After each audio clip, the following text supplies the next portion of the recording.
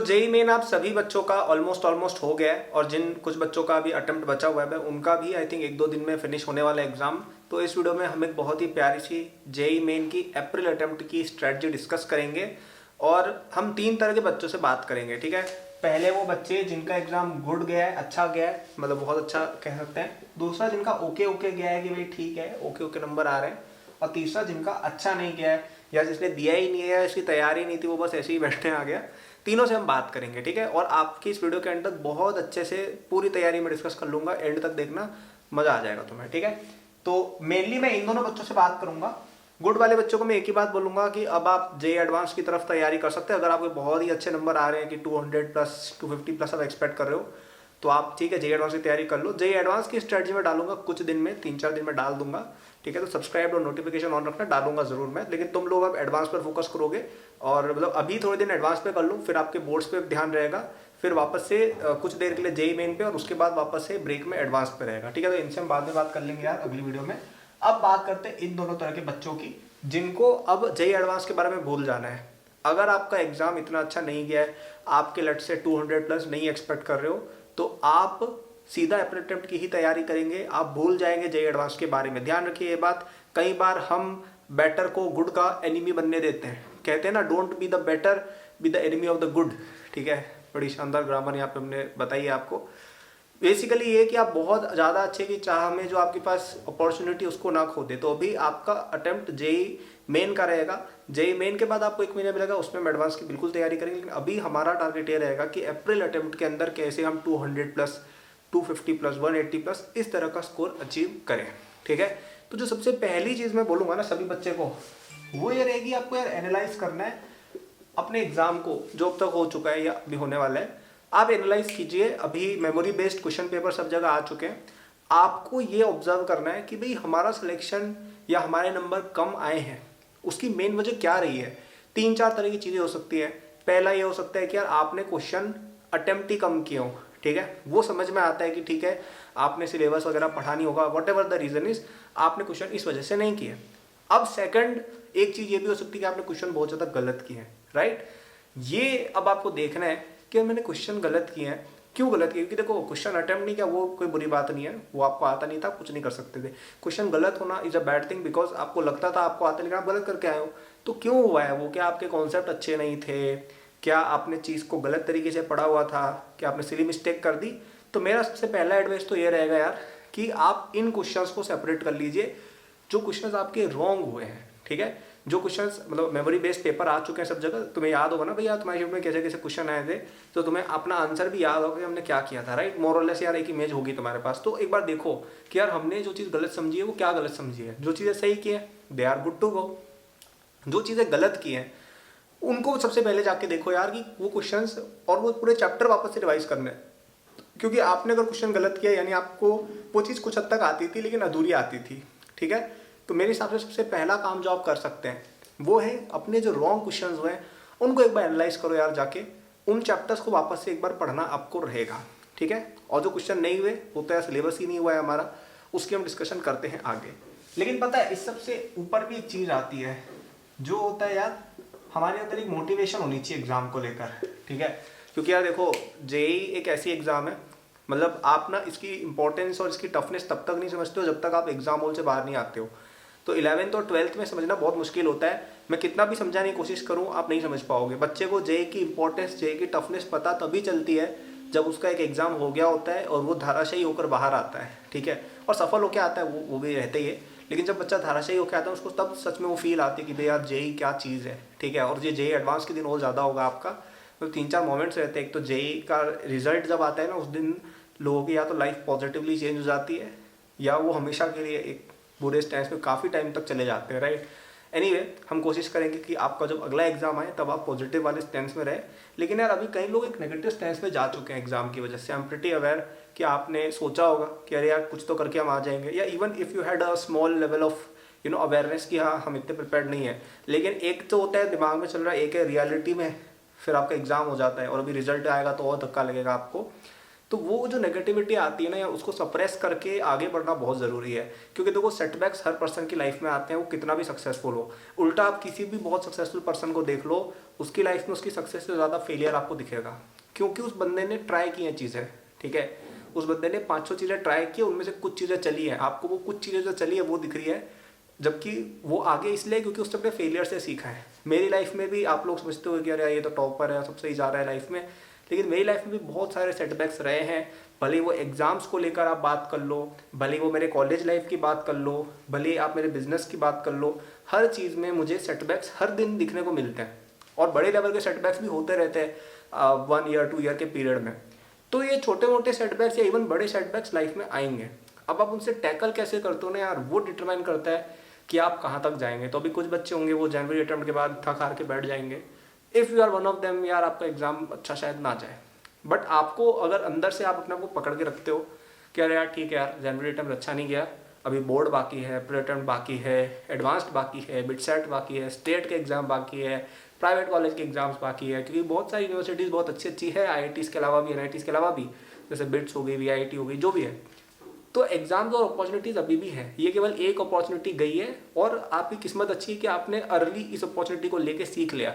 कई बच्चों के साथ क्या होता है, वो सीखते ही नहीं है, ठीक है। अपॉर्चुनिटी चलो मिल गई, हम हार गए, अब चलो बैठ गया, कोई नहीं। आपको अब सीखना है, ठीक है। तो थोड़ा सा अपने आप को कैरी करें, थोड़ा सा अपने अंदर की इंटरनल स्ट्रेंथ लाए। एंड अगेन ये चीज़ कोई ऐसी नहीं है कि आपको कोई बोल देगा और आप ले आओगे, वो आपको अपने अंदर से ही लाना है। और अगर आप ले आते हो तो आप बहुत आगे जा सकते हो लाइफ में, बिकॉज आपने अपनी लाइफ का पहला एक मेजर सेटबैक शायद देखा है, और उससे अब आप अपने आप को लिफ्ट करने की कोशिश कर रहे हो, वर्सेस कि कोई आपको उठा रहा है। मैं आपने 100 तरह की बातें कर सकता हूँ जो सुनने में बड़ी प्यारी प्यारी लगेंगी, लेकिन उससे किसी का भला नहीं होना है, ठीक है। आपको अगर क्लियर करना होगा एग्जाम, आप खुद ही पढ़ोगे, और अगर नहीं क्लियर करना हो एग्जाम तो तुम खुद ही रोओगे, और फिर अगले एग्जाम में भी मोटिवेशन ही ढूंढना, ठीक है। तो थोड़ा सा मैं आपको एक रिक्वेस्ट कर रहा हूँ कि अपने अंदर थोड़ा सा देखो, and see if you can conjure that bit of motivation, conjure that bit of inspiration to push yourself and prepare for the April attempt। क्योंकि अब वही है यार जो है, ठीक है। क्योंकि देखो अगर आपका JEE मेन जनवरी इतना अच्छा नहीं हुआ है तो काफ़ी चांसेस है कि शायद आप एडवांस्ड के अंदर IITs के अंदर जाना थोड़ा सा, it's a big target, right.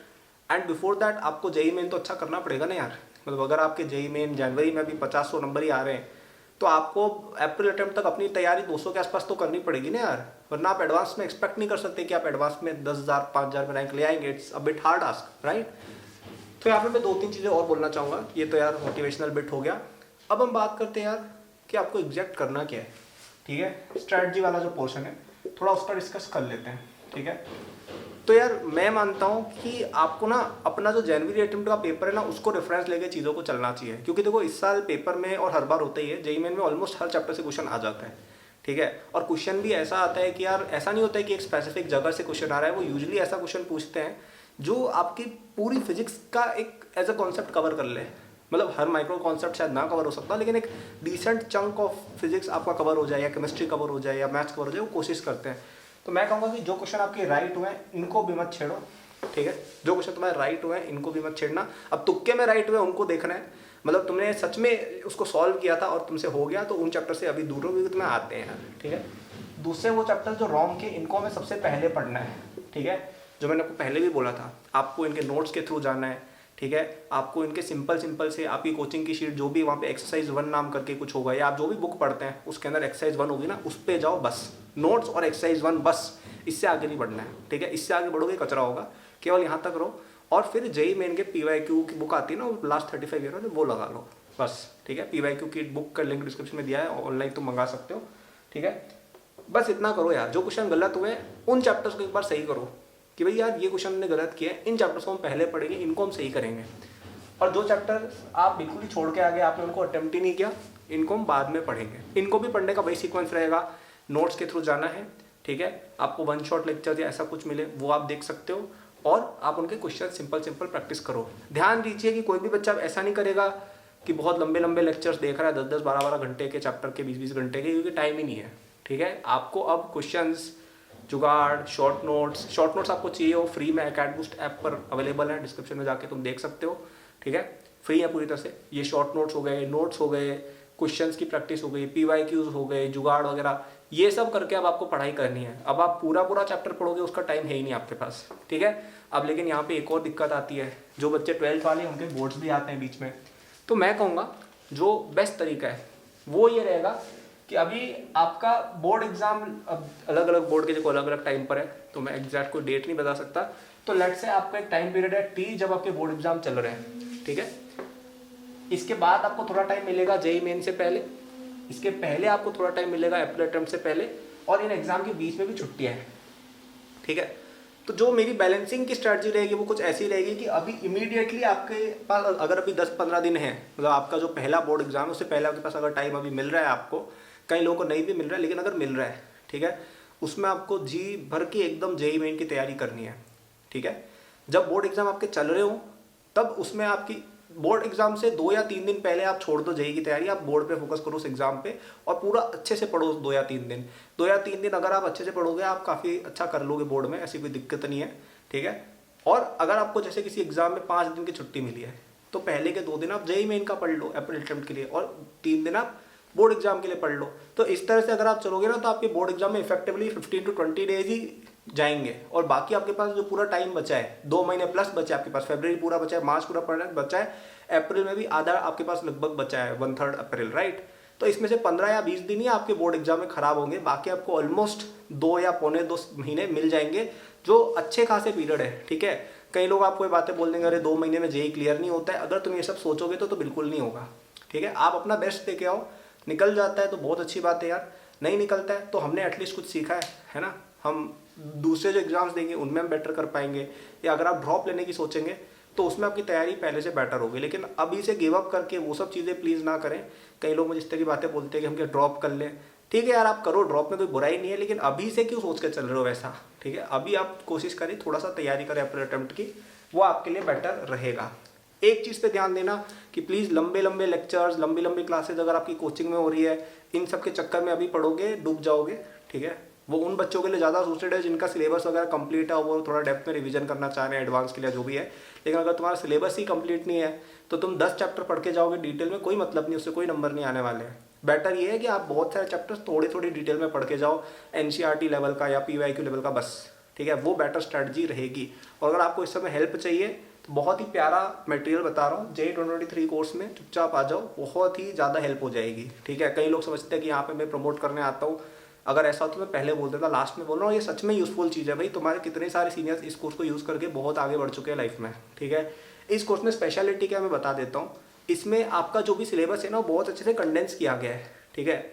बहुत अच्छे से कंडेंस करके हमने लेट से एक चैप्टर है जो लेट से 20 घंटे का है, उसको हमने 2 या 3 घंटे में सीमेंट दिया, वो मैंने पूरा खुद आपको कवर कराया है। तो उस 2 या 3 घंटे में वो चीज़ कवर कराई गई है जो सबसे ज़्यादा टू द पॉइंट है, सबसे ज़्यादा रिलेवेंट है, सबसे ज़्यादा क्वेश्चन आते हैं, और एक बार बच्चा समझ के जेईई मेन के क्वेश्चन करने लग जाए, उस तरीके से बनाया गया है, ठीक है।